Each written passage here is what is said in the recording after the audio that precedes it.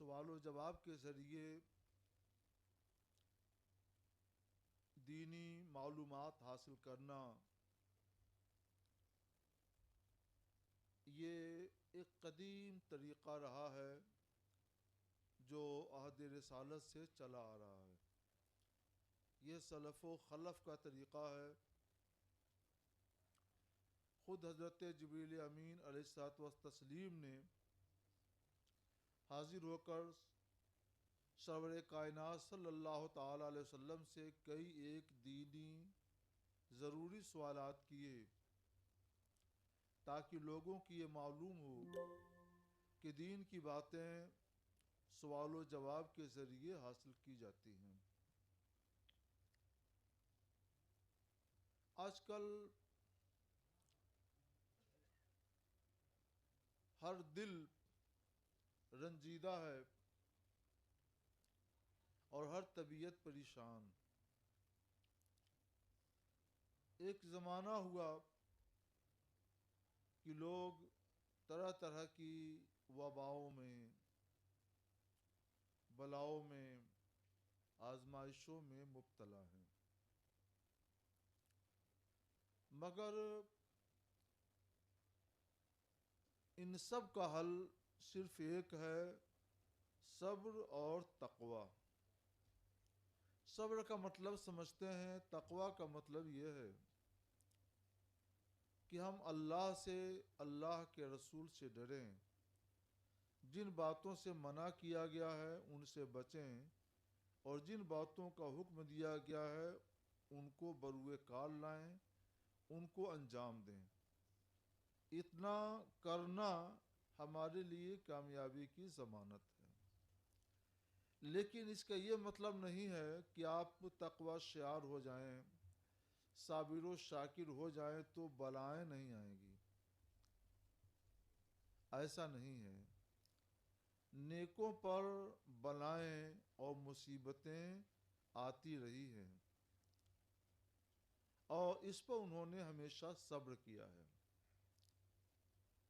قرآن حکیم کی دوسری سورہ بقرہ میں ہے، ام حسبتم ان تدخلوا الجنہ ولما یاتکم مثل الذین خلوا من قبلکم مستهم الباساء والضراء وزلزلوا حتى يقول الرسول والذین آمنوا معه متى نصر اللہ الا ان نصر اللہ قریب۔ کیا تم نے یہ گمان کر لیا کہ تم جنت میں داخل ہو جاؤ گے؟ ابھی تو تمہارے پاس ان لوگوں کے جیسی آزمائشیں اور بلائیں نہیں آئیں جو تم سے پہلے گزر چکی۔ انہیں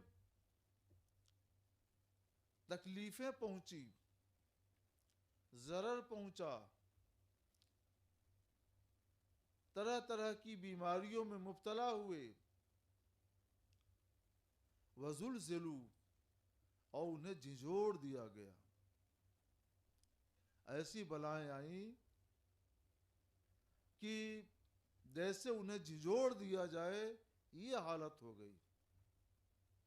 بلائیں آئیں، مصیبتیں آئیں، بیماریاں آئیں، فقر اور محتاجی آئی۔ مفسرین لکھتے ہیں کہ الباسات سے مراد فقر اور ضرات سے مراد بیماری ہے۔ محتاجی آئی، بیماریاں آئیں، طرح طرح کی آزمائشیں ہوئی، بلاؤں میں مبتلا ہوئے، مگر انہوں نے صبر کا دامن ہاتھوں سے نہیں چھوڑا۔ زلزلوا، انہیں جھنجھوڑ دیا گیا بلاؤں کے ذریعے، مصائب کے ذریعے، بیماریوں کے ذریعے، فقر اور محتاجی کے ذریعے، حتی یقول الرسول، یہاں تک کہ رسول کہنے لگے، جو لوگ ان پر ایمان لائے وہ بول اٹھے، متی نصر اللہ، اللہ کی مدد کب آئے گی؟ اس موقع سے اللہ کی طرف سے بشارت آئی الا ان نصر اللہ قریب، آگاہ ہو جاؤ، سنو، بے شک اللہ کی مدد قریب ہے۔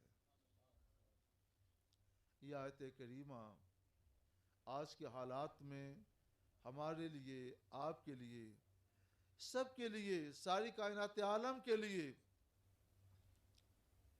بہترین رہنمائے ہدایت ہے۔ ہمیں اس سے روشنی حاصل کرنا چاہیے اور صابر و شاکر رہنا چاہیے۔ یہ آیت کریمہ آپ نے بہت پڑھی سنی ہمارے علماء کے ذریعے۔ آج کے حالات پر وہ آیت کریمہ پورے طور پہ صادق ہے۔ وَلَنَبْلُوَنَّكُمْ بِشَيْءٍ مِّنَ الْخَوْفِ وَالْجُوعِ وَنَقْصٍ مِّنَ الْأَمْوَالِ وَالْأَنفُسِ وَالثَّمَرَاتِ، ہم ضرور تمہیں آزمائیں گے، کچھ خوف دے کر، کچھ بھوک دے کر، کچھ مالوں میں کمی لا کر، مال گھٹا کر، مال کم کر کے، جان کم کر کے، پھلوں میں کمی لا کر، یہ سب کچھ ہو چکا، اب آہستہ آہستہ اصلاحات ہو رہی ہیں۔ مگر ایسے موقع پر ہمیں کیا کرنا چاہیے؟ تو اللہ تعالیٰ اپنے پیارے رسول صلی اللہ علیہ وسلم کو خطاب کر کے فرماتا ہے وَبَشِّرِ الصَّابِرِينَ، یہ محبوب صبر کرنے والوں کو خوشخبری دے دیجیے۔ الذین اذا اصابتہم مصیبہ، جنہیں مصیبت پہنچی تو وہ ناشکری نہیں کرتے ہیں، بے قراری اور بے چینی کا اظہار نہیں کرتے ہیں، بلکہ اللہ کی طرف رجوع لاتے ہیں۔ انا للہ و انا الیہ راجعون، بے شک ہم اللہ کے لیے ہیں اور بے شک ہمیں اللہ کی طرف پلٹ کر جانا ہے۔ یہ دو آیتیں ہمارے لیے، سارے بھائیوں کے لیے، ساری کائنات عالم کے لیے مشعل راہ ہیں۔ ہمیں جب بھی کوئی تکلیف ہو، کوئی مصیبت ہو، تجارت میں کمی آ جائے، کوئی بیماری وغیرہ کی وجہ سے کوئی عزیز، کوئی قریب چلا جائے، پریشانی ہو، تو ہمیں ان آیتوں کی تلاوت کرنا چاہیے اور تسلی حاصل کرنا چاہیے۔ ہمارے جو پیش رو ہیں، ہمارے اسلاف، سلف صالحین، انبیاء کرام، مرسلین اعظام علیہم الصلاۃ والسلام، جو یہ سب بلاؤں میں مبتلا ہوئے، جس کے رتبے جتنے بلند ہیں وہ اتنی ہی زیادہ بلاؤں میں مبتلا کیا گیا، ان کی آزمائش ہوئی، اور پھر اللہ تعالیٰ نے انہیں انعامات و اکرامات سے نوازا۔ اللہ کا وعدہ ہے آپ صبر کیجئے تو الا ان نصر اللہ قریب، بے شک اللہ کی مدد قریب ہے۔ ایک آیت کریمہ میں فرمایا گیا ان رحمت اللہ قریب من المحسنین، بے شک اللہ کی رحمت محسنین کے نیکوکاروں کے قریب ہے۔ آئیے ہم لوگ نیکوکار ہو جائیں تاکہ اللہ کی رحمت قریب آ جائے، اللہ کی رحمت ہمیں آغوش میں لے لے۔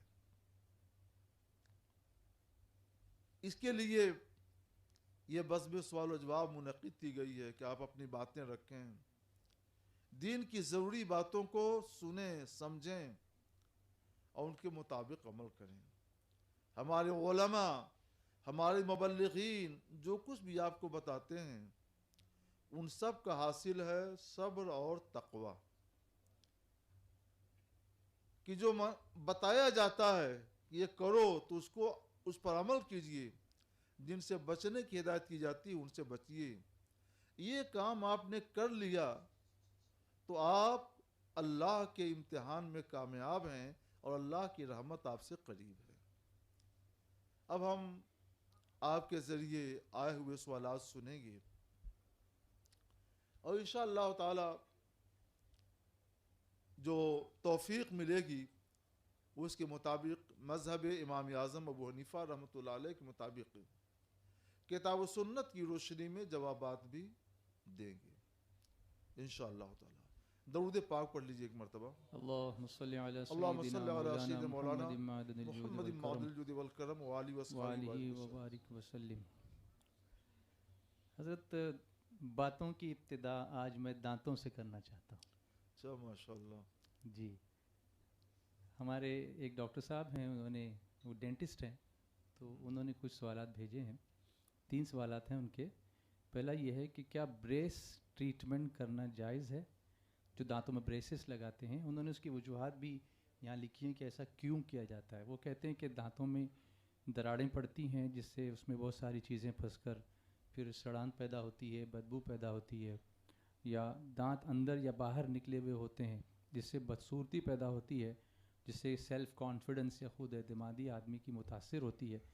اس کو درست کرنے کے لیے، تھوڑا سا خوبصورت بنانے کے لیے، یا زیادہ بہتر چبانے کی صلاحیت پیدا کرنے کے لیے یہ بریس ٹریٹمنٹ کی جاتی ہے۔ تو آپ شریعت کی روشنی میں اس کا جواب۔ بریس، ہاں بریس ہاں بریس کیا ہوتا ہے اس میں؟ اس میں کچھ تاروں کے ذریعے سے دانتوں کو پکڑ کے رکھا جاتا باندھ ہے۔ دیتے جی، ہیں۔ باندھ دیتے ہیں جی۔ ہاں یہ تو میں نے بھی دیکھا ہے، کبھی آپ دانتوں کو چوٹ پہنچ گئی تو اس وقت بھی ایسا ہوتا ہے، منہ کے بل کوئی گر پڑا، دانت کمزور ہو گئے، یا کبھی جبڑا ہی ٹوٹ گیا، کبھی دانت آگے پیچھے بے ڈھنگے نکل آتے ہیں، تو ان سب کی اصلاح کے لیے ڈاکٹر تار کا استعمال کر کے سب دانتوں کو ایک لائن سے لگا دیتے ہیں، تب ان کو صاف کرنا بھی آسان ہوتا ہے، اور وہ کام پھر پہلے کی طرح، وہ دانت پھر پہلے کی طرح سے کام کرنا شروع کرتے ہیں۔ اور دانت جب آگے پیچھے غیر مناسب طریقے سے رہیں گے تو نہ ان کی صحیح صفائی ہوگی اور نہ ہی ان کو صحیح طور پہ کام میں لایا جا سکتا ہے۔ سڑن پیدا ہوگی تو وہ دانت جلدی خراب بھی ہو جائیں گے۔ تو ایک تو سڑن سے بچنے کے لیے ہے، اور کیا ہے؟ پھر سڑان پیدا ہوتی ہے، اس سے بچنے کے لیے، یا جو دانت جو باہر نکلے ہوتے ہیں، یا کسی کے کچھ آدھے اندر آدھے باہر ہوتے ہیں، بدصورتی ہوتی ہے اس سے۔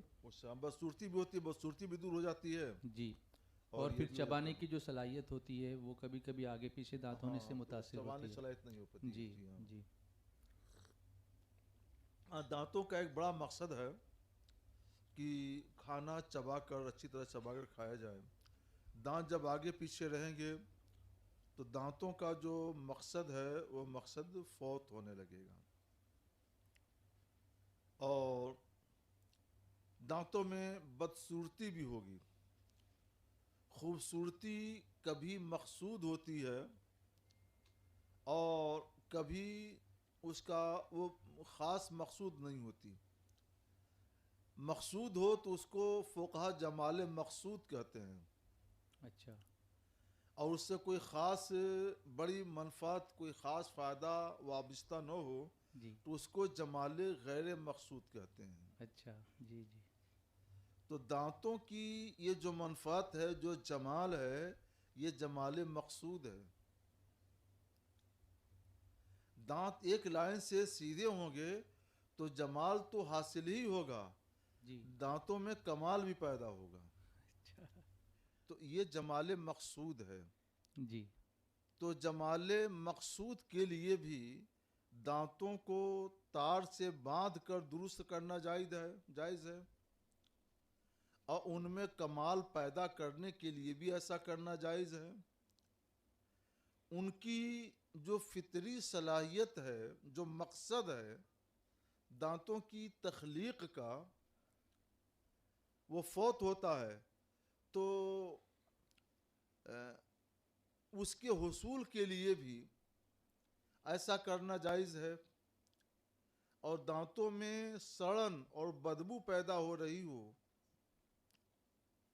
تو اس سے حفاظت کے لیے بھی ایسا کرنا جائز ہے. جی تو جتنی صورتیں ہیں ڈاکٹر صاحب نے لکھی ہیں پریس یا بریس ٹریٹمنٹ کی، جی یعنی دانتوں کو تار سے باندھ کر ان کی اصلاح کی، جی وہ تمام صورتیں جائز و درست ہیں شرعاً، کیونکہ یہ جمال مقصود بھی ہے، کمال مقصود بھی ہے.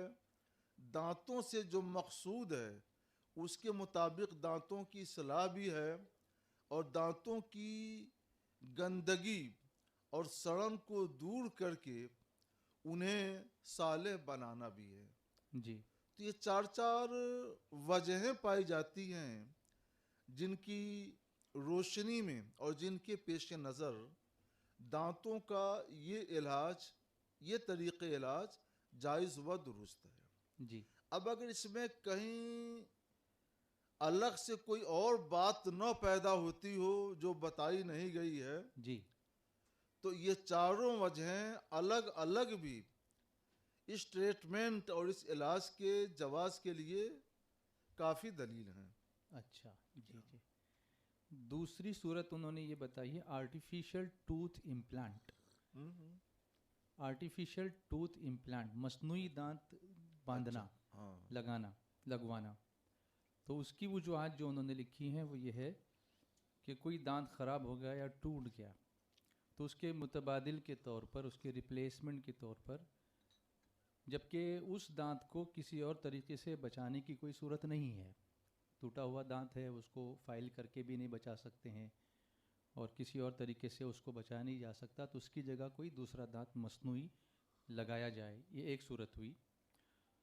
دوسرے، چبانے یا کاٹنے کی جو صلاحیت ہے اس میں نکھار بہتری لانے کے لیے کبھی کبھی کچھ آدھا دانت ادھر سے ادھر کہیں گھسا ہوتا ہے جس کی وجہ سے وہ زبان کو یا اندر کے جو مسلس ہیں ان کو زخمی کر رہا ہوتا ہے.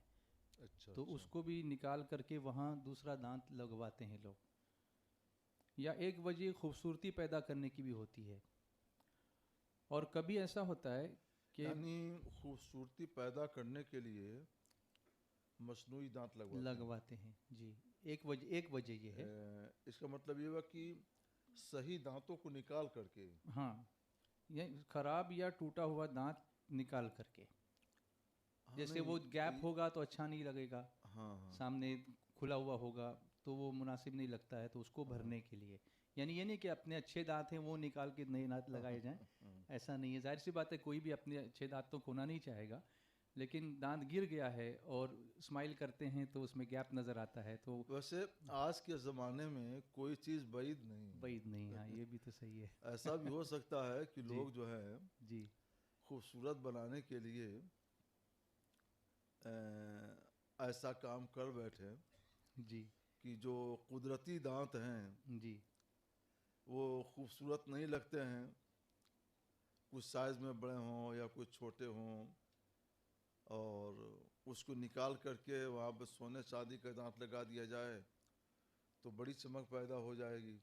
اچھا تو ایک صورت آپ لوگ یہ بھی ذہن میں رکھیے، جی اگر یہ صورت ہے کہ جو قدرتی دانت ہے صرف خوبصورتی پیدا کرنے کے لیے کہ چمکیلا بنا دیا جائے، اور جب یہ بات کریں تو ان کے منہ سے موتی جھڑیں، جی تو یہ تو غلط ہے اور ناجائز ہے، اس کی اجازت نہیں ہو سکتی ہے.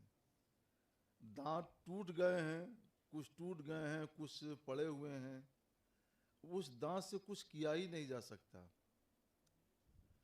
یا دانت ہی نکل گئے ہیں تو اور وہاں دانت کی ضرورت ہے تو وہاں پر مصنوعی دانت لگوا سکتے ہیں.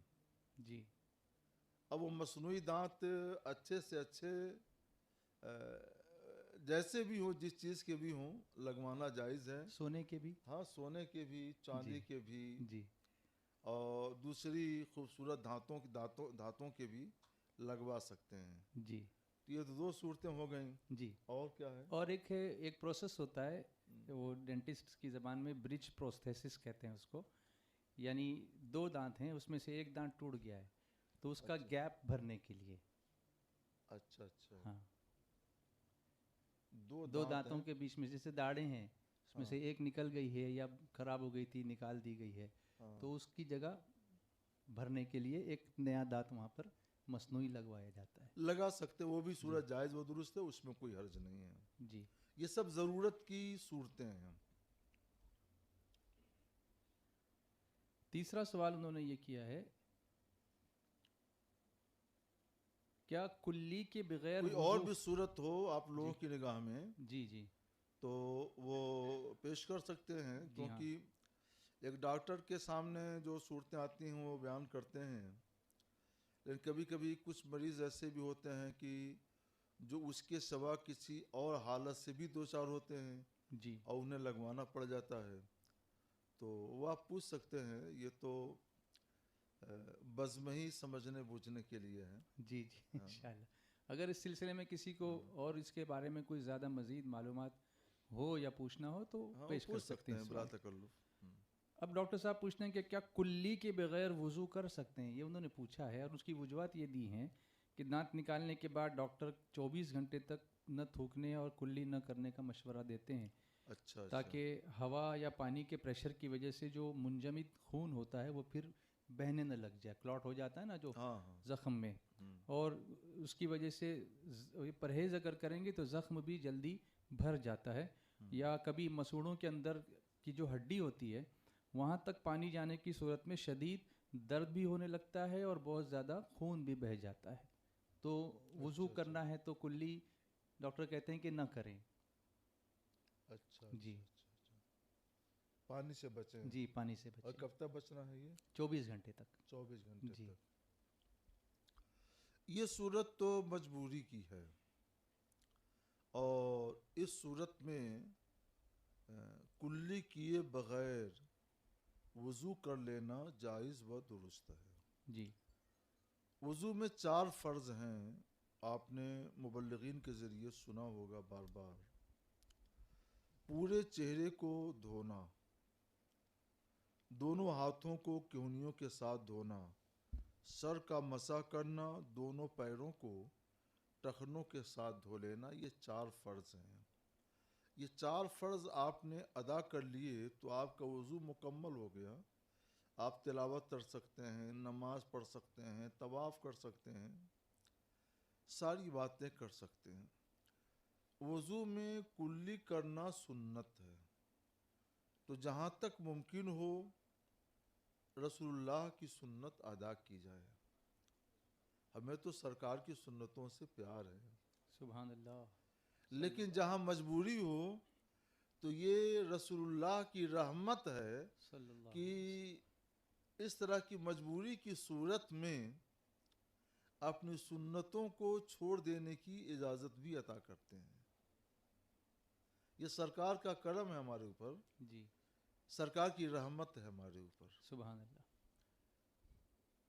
فرض کو نہیں چھوڑ سکتے ہیں، جی لیکن رسول اللہ کی جو سنت ہے، رسول اللہ نے جو کیا ہے، تو رسول اللہ طرف سے اجازت ہے، مجبوری ہے تو چھوڑ سکتے ہو. اچھا. جی سرکار رحمت للعالمین ہے، سرکار کا صلی کرم اللہ ہے، علیہ رحمت وسلم. ہے. سبحان اللہ سبحان اللہ. ابھی جو دانتوں کی باتیں چل رہی تھیں ہاں. تبھی ایک میسج مجھے آیا.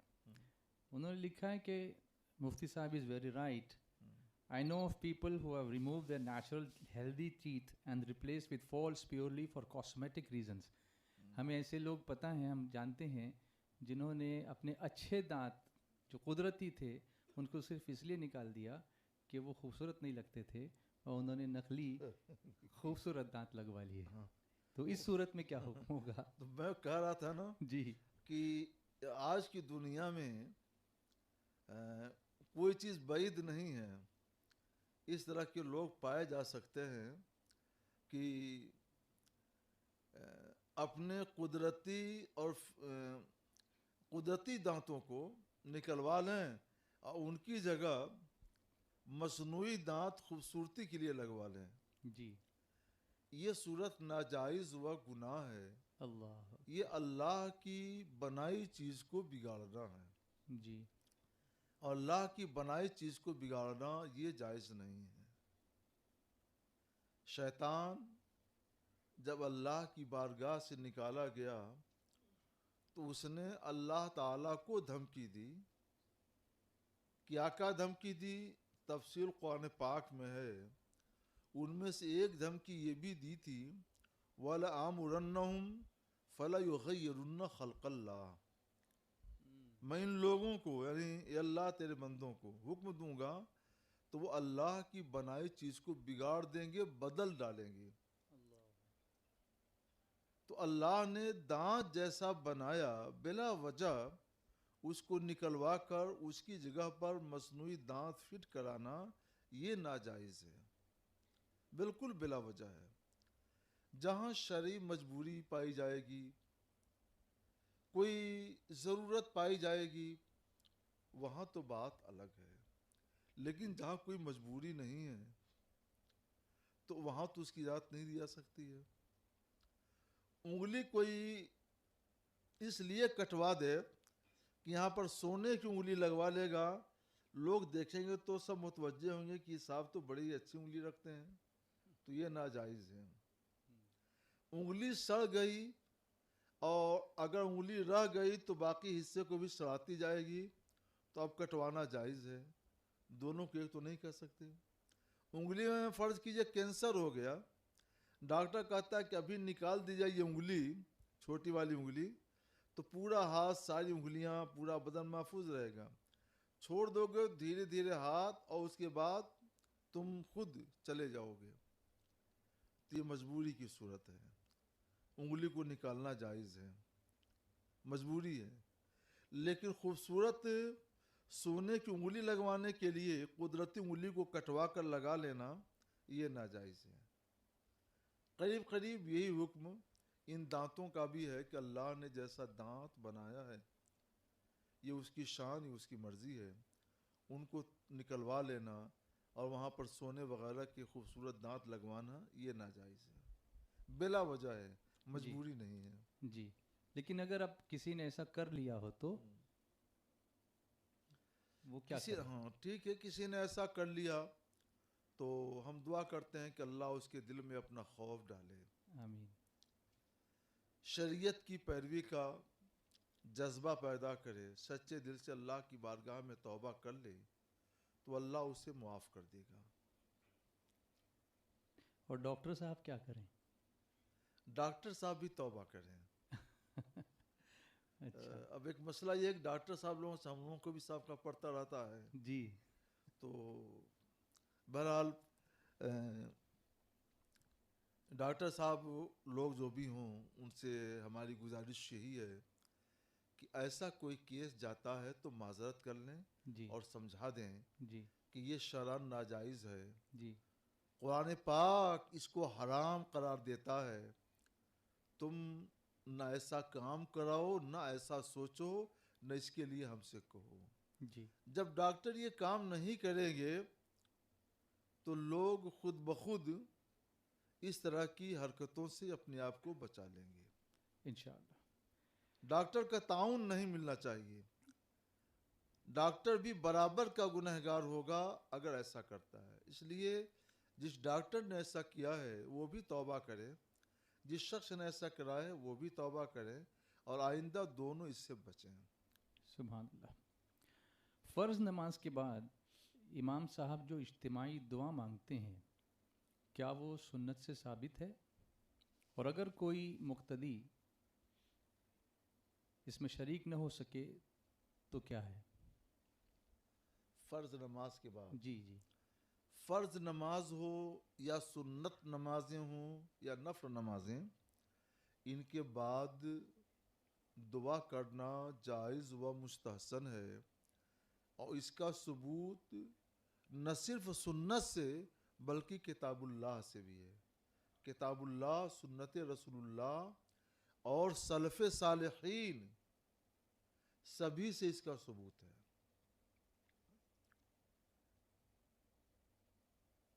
قرآن حکیم میں سورہ علم نشرح میں یہ آیت کریمہ آپ پڑھتے ہوں گے تلاوت کے وقت، فَإِذَا فَرَغْتَ فَانْصَبْ وَإِلَىٰ رَبِّكَ فَارْغَب۔ سید المفسرین حضرت عبداللہ بن عباس رضی اللہ تعالیٰ عنہما کے تلمیذ رشید ہیں حضرت امام مجاہد رضی اللہ تعالیٰ عنہ۔ وہ فرماتے ہیں کہ فَإِذَا فَرَغْتَ سے مراد ہے فَإِذَا فَرَغْتَ مِنَ الصَّلَاةِ، جب تم نماز سے فارغ ہو جاؤ، فَانْصَبْ تو دعا کے لیے کوشش کرو، صرف دعا ہی نہیں، کوشش کر کے دعا کرو، اتعاب فی الدعاء، دعا کے لیے کوشش کرو، وَإِلَىٰ رَبِّكَ فَارْغَب، اور فرغب کا معنی کیا؟ تضرع، اور اپنے رب کی بارگاہ میں گریہ و زاری کرو۔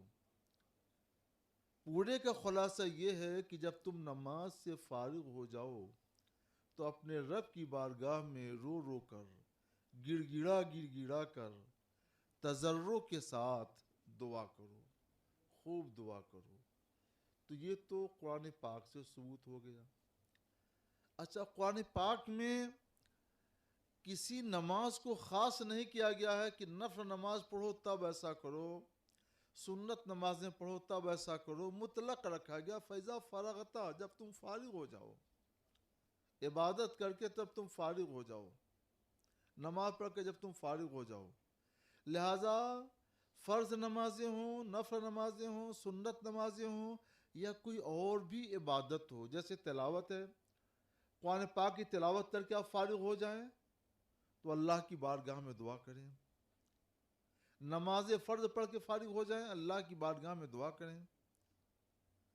ہر عبادت کے بعد اللہ کی بارگاہ میں دعا کرنا چاہیے۔ تو یہ تو خاص قرآن پاک سے ثبوت ہوا۔ امام حاکم رحمۃ اللہ علیہ بہت بڑے محدث گزرے ہیں، انہوں نے ایک حدیث کی کتاب لکھی ہے 4 موٹی موٹی جلدوں میں، اتنی بڑی بڑی جلد ہے، ایک ہی جلد، 4 جلدوں میں کتاب لکھی ہے المستدرک علی الصحیحین، صحیح بخاری اور صحیح مسلم کے بعد یہ کتاب لکھی گئی۔ جو صحیح حدیثیں رہ گئی تھیں کسی وجہ سے، تو ان حدیثوں کو انہوں نے جمع کیا المستدرک کے نام سے۔ اس میں ایک حدیث یہ نقل کرتے ہیں کہ صحابی رسول حضرت حبیب بن مسلمہ فہری رضی اللہ تعالی عنہ، یہ مستجاب الدعوات تھے، جو دعا کرتے تھے اللہ قبول فرما لیتا تھا۔